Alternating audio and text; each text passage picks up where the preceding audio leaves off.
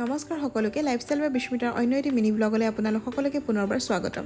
এয়া মই যাবলৈ ক'লে ৰেডি হৈ আছোঁ জানেনে, ভাদ মাহ বিশেষ নামঘৰলৈ। আচলতে যোৱাটো বছৰ ভাদ মাহৰ প্ৰতিটো দিনতে মই নামঘৰলৈ গৈছিলোঁ, কিন্তু এবাৰ হাঁহি হোৱাৰ পাছত অকণমান অসুবিধা হৈছে। তথাপিও যোৱাকালিৰ পৰা আৰম্ভ কৰিছোঁ, নাজানো কেতিয়ালৈকে পাৰোঁ, তথাপিও চেষ্টা অব্যাহত থাকিব।